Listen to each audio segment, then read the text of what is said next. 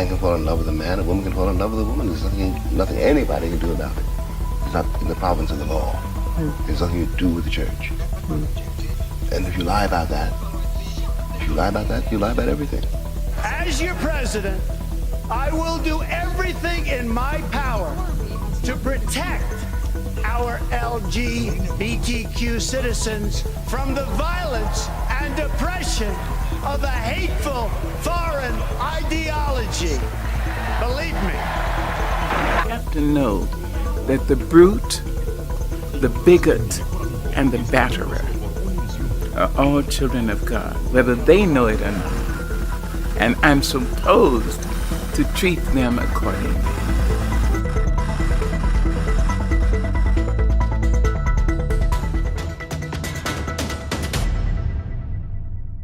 Welcome to another edition of Candid Culture, where we are still speaking candidly about our culture. I am still joined by two of the best people in the entire world. Over here we got Nigel, looking amazing. How you? I'm great. You all right? I'm glad you came back for the next episode. Thank you. You still gonna be shady? Of course. You still gonna be reserved? Yes. Good, please. So then we have right here Rakeem, honey. Rakeem, period. City girls, dating niggas for money, Yeah. all that. Period. You still out here? You're still outside. You still outside? Period. You fluing us out? Always. I got flew out to Nashville. So listen, the fun is still happening, and on this episode we're going to be discussing is gay the new black? We're going to be diving into politics. So we're going to talk about some of your favorite politicians. So for all you Barack Obama, Kamala Harris, Cory Booker, for all you famous people out there, I'm about to say Barbara Walters, whatever the girl name is, them people too. Can I get reclaim my time? Whatever her name is, Stacey Abrams. All these people. We want to talk about these people and find out, are they still really for all of us? And all of us is inclusive, because we're talking about, are they for us as the gay black community as well? And then we're also going to be talking about, is reverse discrimination happening against us with our own fellow black people? So I advise y'all to stay tuned. It's going to be lit. Conversation is going to be everything, and it's probably going to steer conversation. So I ask that you get all of your good girlfriends, your good boyfriends, your good trades. Invite them all on over to your cell phone, or some of y'all real fancy got the laptop, put it on your TV. Invite them on over so we can have this conversation with you. Stay tuned.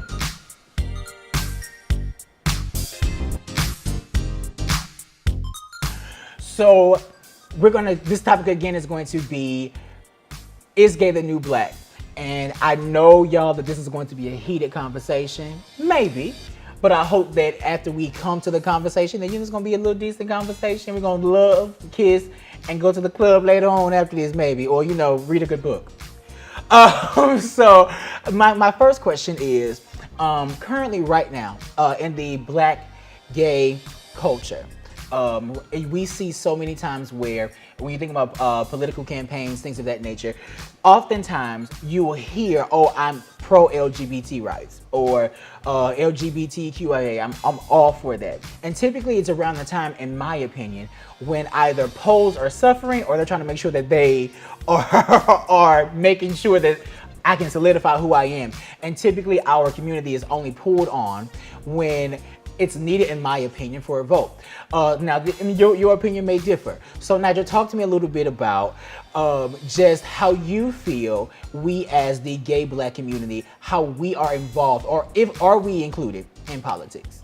I think that we are included, but not as much as we can be, and I put that on us. Okay. I think that we can help officials get elected, but unless we stay with the conversation and continue to push our own agenda, then they could care less if we're not putting the pressure on them. And that's from all avenues, not just the gay community, but definitely if we're not putting the pressure on those guys once we help get them into office, then rightfully so, they're going to back off, because if it doesn't affect them and their pockets, then it's kind of not at the top of their list. So we're not as involved as we should be, and I put the blame on us more so than them.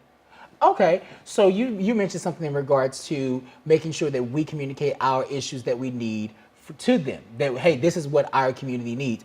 So can you tell me really quickly, what are some things that you feel are things that we should put at the forefront when voting time comes around, and making sure that these politicians understand that, hey, this is affecting us. We need you to discuss this with us too. Honestly, I feel like we need somebody gay in our period, because it's just not working out. I don't think they really care about the gay community. Honestly, really, just like what you said, they're just using us for the vote. Like you need the gay people vote, so you're gonna shout out the gay people because you need this for the vote.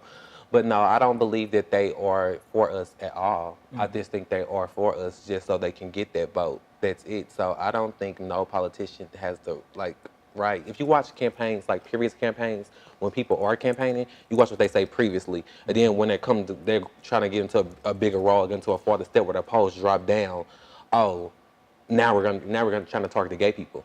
Because you need their vote. So I don't think they are really for gay people. Any politician, I haven't seen any politician I feel like there was for a gay person at all. Go ahead. No, I mean, I think that there is a track record for people who, and I don't think you have to be gay to be for the community. I don't think you have to be black to be for the black community. I think that history, really, the things that we've gotten past has come from people who are probably not a part of our community, and I think we'll get into discussion of that later, because sometimes we're the double minority, being not only black but being gay. So I think that. Lost my train of thought. But come on, help him, Lord. Help him, God. But yeah, I don't think that you have to be from the community in order to understand the issues. If you just listen to the issues. If you care. Yeah, if you genuinely care and you listen to the issues, I think there's politicians out there who want to see us do good, but at the same time, we have to help them push that along. They don't, like you said, they're not from the community, so they don't always know what issues we're facing. So we need to state our issues and tell them how we see it being resolved. Help them along the process. But I think also, in regards to that, I agree with you about basically getting involved. My issue with that is that oftentimes I feel like we lack the education behind the political process.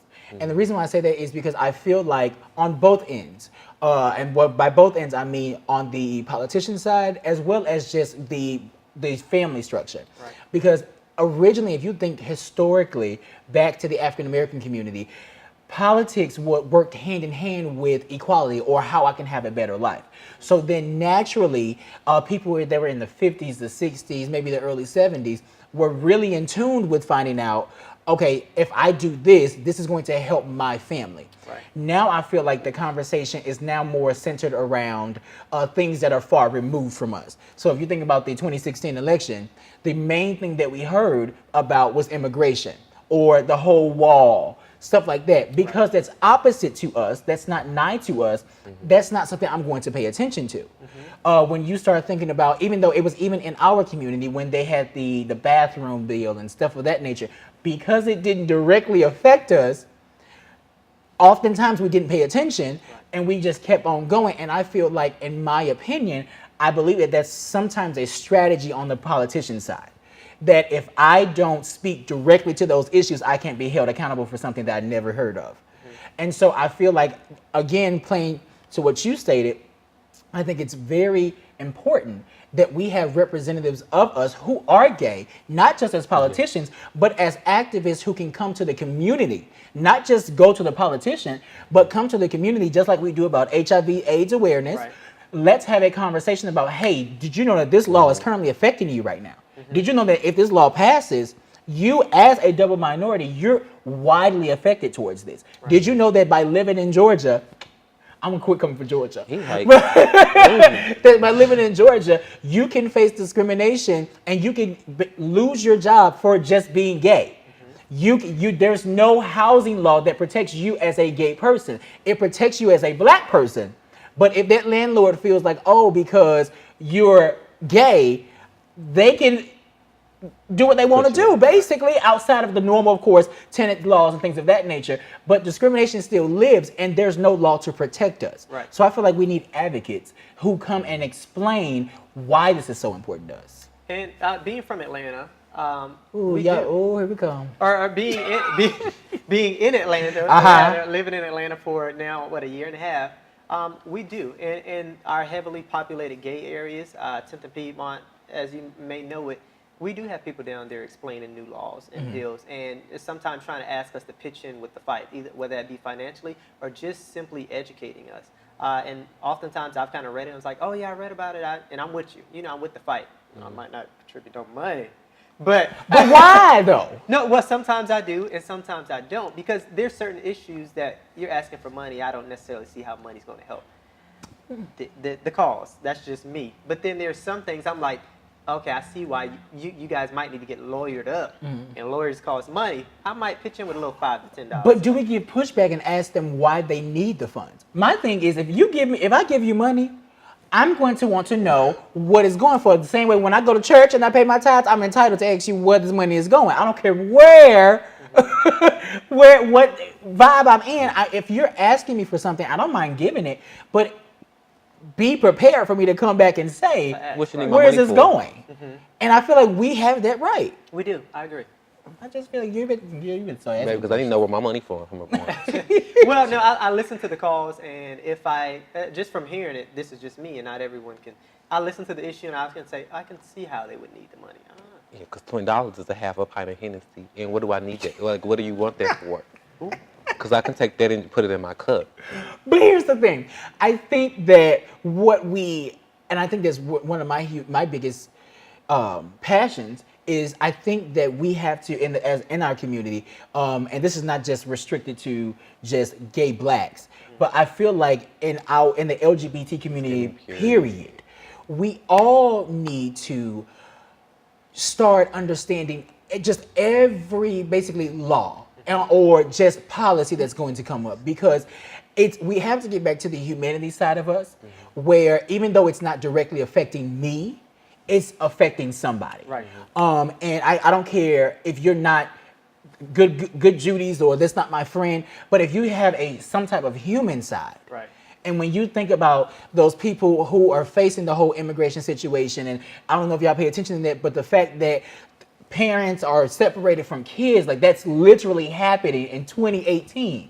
And I think that again, we have this cognitive mindset. This is because it's not near my house, I don't care about it. But I think that we need to get back to the community feel of, if it hurts you, it's hurting me. Right. It's just Well, yeah, and if I can take it more into depth with the political side, how would you, if you have thought about it, how would you handle the immigration thing? And I'll ask you that question because me as a registered independent, who thought? I pride myself on looking at issues from both sides. And when it comes to the immigration policy, we can sit and we can say how wrong it is to separate parents and children. But at the same time, we have a country and we have laws, and no one from any country should just be able to walk into our country. Absolutely. And so I think that there should be there should be some type of, I guess you can say, punishment, quote unquote, for these individuals who are breaking our laws. Because there's a reason people want to come to the United States. Correct. We are not a perfect country, but we are probably one of the closest things to perfect when it comes to our laws and freedom that we have here in this country. So there's a reason these people want to come here. We have to control and protect that freedom by not allowing just anyone in. So we have to do the hard things as politicians sometimes, and that might be, hey, I got to separate the parent and the child in order to get you through this process and then get you back over to. I don't think that people from any country should just be able to walk into the United States without some type of Period. issue. What Nigel said. Right. Let me tell you this. I agree with you, and this is not going to be an emotional situation. I understand. Absolutely, immigrants, just to national security, if you think about it, because we don't know everybody's intent on the safety and well-being of any American. Unfortunately, we've seen that a lot, just in regards to September 11th, stuff of that nature. So I understand the sense of urgency with national security. However, I think that humanity still works hand in hand with that. The fact that you have created the border, or that you're trying to create the wall to limit immigrants from coming over. My question is, and that no one has been able to answer, because our current president still only focuses on the Mexican border, My concern is what threat have they caused, or what type of intelligence have you received that they're causing to the country, other than you're telling us that they're going to overpopulate us. If we're going to be overpopulated, that's a different thing. Let's look at the solution for not only just making sure that they're registered citizens or registered aliens, but also making sure that let's try to accommodate these people, because again, we are such a refuge country. Right. So what I'm asking, what threat are they truly posing? See, I feel you, but I mean, I'm a firm believer. You got to clean house. How you gonna clean this mess of a house, and then all these people coming in from all these different places? Like, I understand, like, they're all coming from different places, but you got to clean house. America's a mess. So how you gonna clean the United States up when you got all these overpopulated people coming in here and into a big mess? If you think about historically, America was started off of mess. So how it started is how it's going to be throughout its entire duration. I don't care. I tell everybody, America will not be the America that people just say, oh, it's going to be perfect. It's not possible. Because the origin of America started in discourse.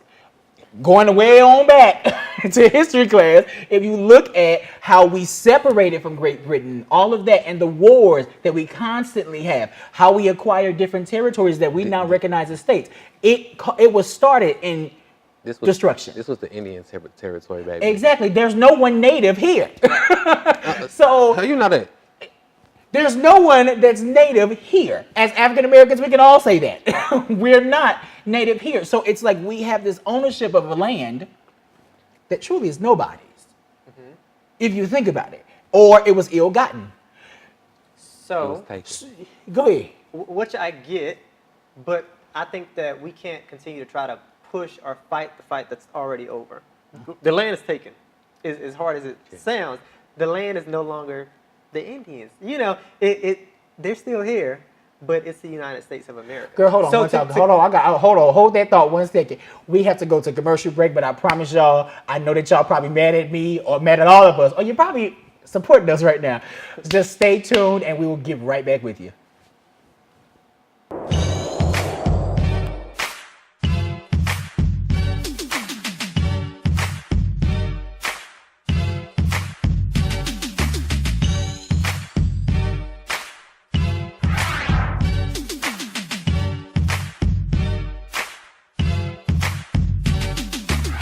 Like that. Some people depend on people that date. Some people depend on their family.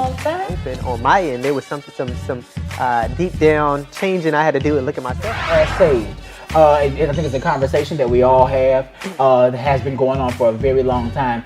And so we're going to have that conversation today. Social norms are kind of what our community has set up as social norms. Like, if you're feminine, you must date a masculine.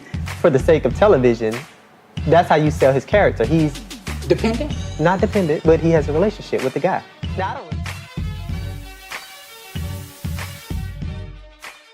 Thank you. Welcome back. So we are still continuing our topic about is gay the new black? And before we went on commercial break, we were having a conversation centered around actually immigration that we all are currently talking about and currently speaking about just humanity and should we be concerned about others and the welfare of our state. And currently Nigel was going deep and probably about to get red. So let's find out what he was doing. So Nigel, finish real quick. Yeah, so simply before the break, I feel as though whenever the issue of or the topic of immigration comes up, we all hear the old argument of, well, this land was never, the white people or the black people to begin with. So, and I get it, and it is a fact. However, maybe we was kidnapped. Come on. Listen, but I pride myself on not looking back, although you can look at history to determine the future and what mistakes to avoid. I get that. At this point, we're not giving the land back to the Indians. As the Caucasian people aren't giving the land back. We're not going back to Africa. I just don't see it happening. Girl, Wakanda is a real thing. Right now, what can we do to fix the issue going You might have a little Caucasian ancestor. What can we do to fix the issue going forward? And I do think that our immigration system needs work, just as almost any of our policies need work, healthcare and things like that. But I think we start somewhere. I don't think we start with looking back to an age-old argument of the land was never ours. Okay, cool. So how do we fix it? That's really what I'm focused on. I think they'll be great. But like, as you stated, we have to remember that history is not something that we can forget. Because That's I think why it's taught over and yeah, over again. because if you think about it, if we and I thank you so much for bringing it up.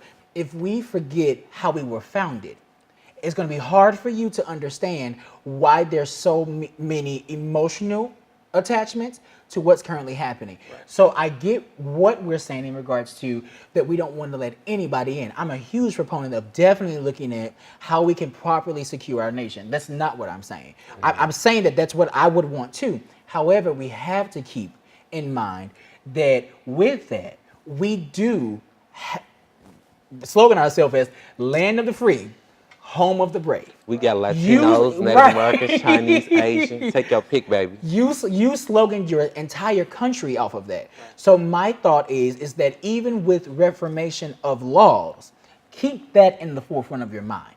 Don't just keep the fact of how this is affecting taxes and things of that nature, which again, it is. It's something that needs to be reviewed. I just don't think it should be the main focus. Like it shouldn't be one of the biggest focuses that we're talking about. When there's other things, politicians, period. Like it shouldn't, like as far as Donald Trump, like political campaign, period. It shouldn't have been the main focus, period. Because what does it have to do with anything? Like it has to do with some issues, but we have other issues that you could address. I mean, he had large topics, especially in regards to his tax bill, things of that nature, repealing healthcare. The tax bill was for him. That's debatable. Now we can go real deep on that, but that's debatable. But he was thinking about, of course, repealing Obama health care or the Affordable Care Act, which we can gladly talk about if y'all want to. You know, healthcare professional here, but we can also. He had a lot of strong topics. However, I think that. A great political move that he did was, which is what his campaign was centered around. He went after heartstrings of people. And so remember, his biggest play as a political candidate was, I'm going to go after the people who other politicians don't go after. And if you think about it, those are typically the individuals who hold great either bias or some type of racist view to someone else who's different than them. So I think that he was basically playing that up. Again, he has not presented the fact of what the true threat, in particular, that Mexico has on us, when you're expecting them to also pay for the wall that you're trying to build. Right, and I don't think, you look at Trump's history, not just as president, but before he came into office and his beliefs, I don't think that Trump ever really, truly wanted the wall built. You know, I don't think he does. And back to your point, I think that Trump was more concerned about rallying up a very ignorant base who look at that as, oh, that's possible, we can do that, and this is going to fix the immigration policy, because it's not. Most of these people are coming over here via plane and just not going back to their country. True. So how high is this wall going to be, honey? Trump is the GOAT. Yeah, so I don't think he I don't care what nobody says, he's the GOAT. Oh, my God. I don't think he ever really wanted the wall. I just think he used it as, a little fan in the flames, political strategy, and I think it worked wonders for his campaign. When I look at any roadblock that comes up today, as far as funding that wall, he says something about it, he tweets about it, but then he lets it rest. He really don't care about that wall. That's why I say he's the GOAT. I'm not saying he's the GOAT as I support him. He's the GOAT because he's a natural born finesser. That's the American way, baby.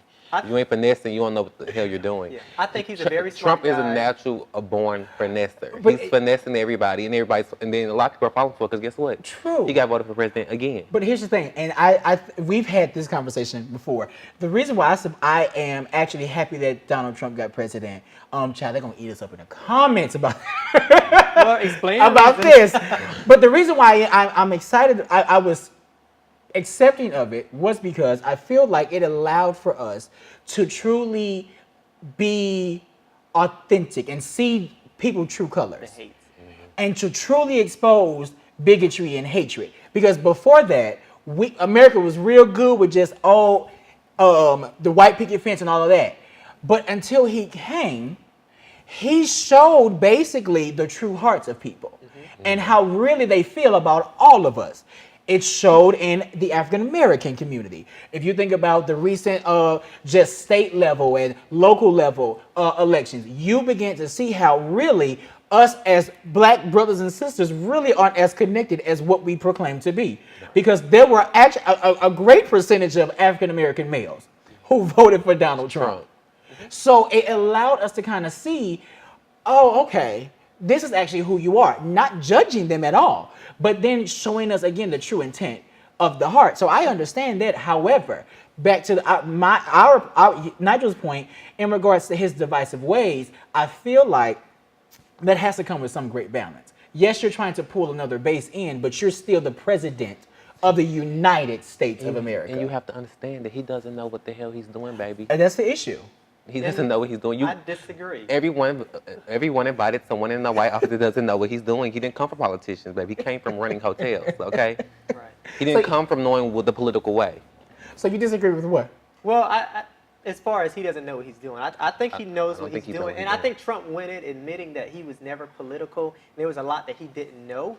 And that's truth to me. But you hired me for a job and trained me to do it. Or just tell me a topic and I'll research the topic and figure out the best way to solve it. But I don't have to right off the bat be elected and know exactly everything. I don't think I do. Mm-hmm. And that's why you have it. I don't think you have to know everything, but you have to know politics in a certain type of form, way, or fashion. That's why people are senators and governors before they become presidents. But hold up. Did you notice, and I think a point that I want to highlight again, they're gonna eat me up in the comments. But if you recognize with him again becoming president, it has now stirred up another interest in politics. For every American. Everybody feels like everybody has the conversation. So in my mind, though to some of us he's very divisive, if we think about it, because I'm super saved past the kid, I feel like it's some way or another, hey God, hey, let's push him out here a little bit in order for us to really focus. Because it's typically when something bad happens that people start to wake up and pay attention. Mm-hmm. It kind of reminds me of the movie with Spike Lee. I forgot the one, but it's at the end of the movie where the guy just runs up and is like, wake up! And y'all know what I'm talking about? No, girl, I don't know what you're talking about. Girl, y'all so old. Young.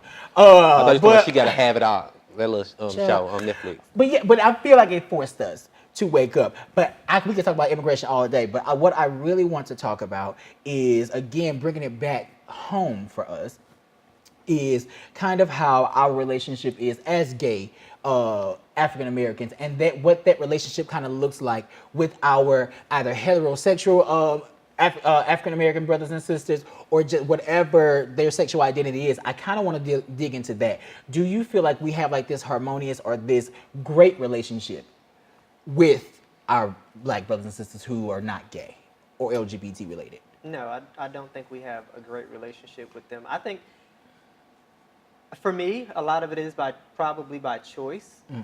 Simply, I don't know. I don't feel. I go where I feel loved and accepted. Mm-hmm. You know, I don't want to make you understand. I don't want to make you understand me. I want you to understand me. Is what it's like. Well, I get what he's basically saying. Right, and there's females that I think are gay friendly, but their boyfriends or husbands are homophobes, mm-hmm. and therefore now, because I mean you're married to this person who sees this way, I don't know if I can be around you either. I'm not married. But you know, so I don't think we have a great relationship with, at least for myself, and I just don't pursue that relationship. So my question is, who caused the divide?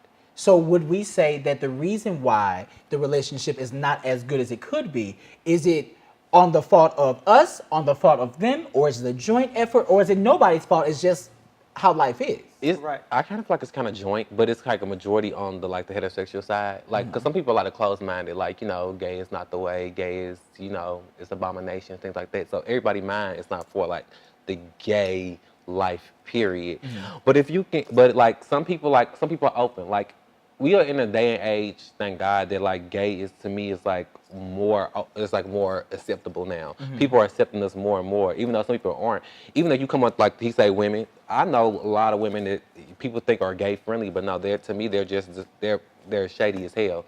They're like, oh, yeah, are you gonna get married? Are you gonna have kids? How are you gonna have kids? You're gonna adopt? No, bitch, I'm gonna have kids just like you don't have kids. You know what I'm saying? But you I just can't say it's just males, period, because it's like it's males and females. Mm-hmm. Women are shady as hell, for us men are shady as hell. If you have to be comfortable with yourself to be able to accept a gay person, I want to dig into that about, because I know we're talking about African Americans as a whole, but I really want to kind of go into that subculture about the African American woman with the African American male, because I know that we have maybe either heard about it or experienced it ourselves, where typically they will be your good girlfriend, your good Judy, and they'll rile you up and, hey, I got your back, you know, I love you, yes, you doing it, fag this, you fag, a faggot, drag queen, dick in the booty. You suck dick. Let's just be honest. That's some of the stuff that we hear really quickly. And again, it shows in my mind their true intent or your true heart of how you really feel about me. You celebrate me when I benefit you. But when I don't benefit you no more, I'm back to being a faggot. Right.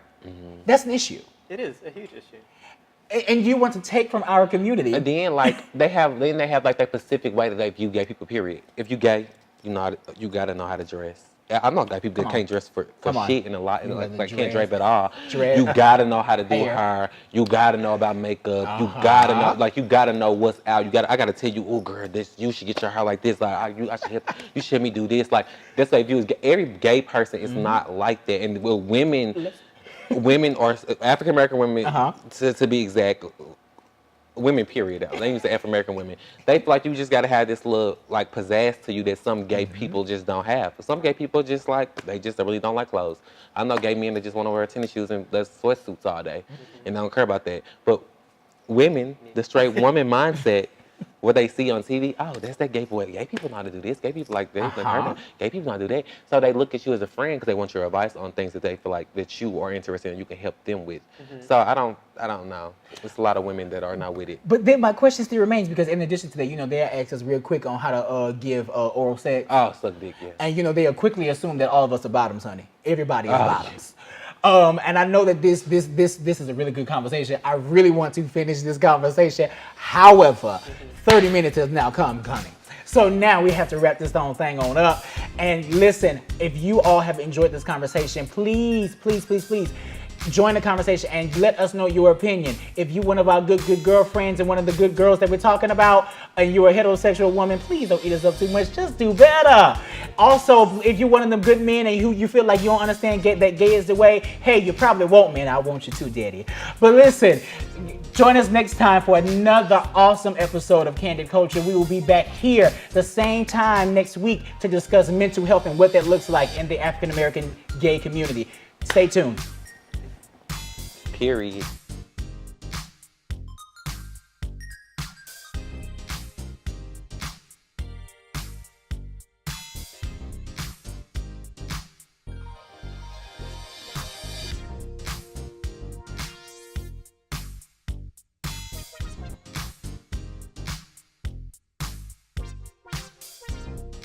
I hope you guys enjoyed the conversation today. Don't forget to like, comment, and subscribe, as well as share the video. We'll be back again. Thanks for watching.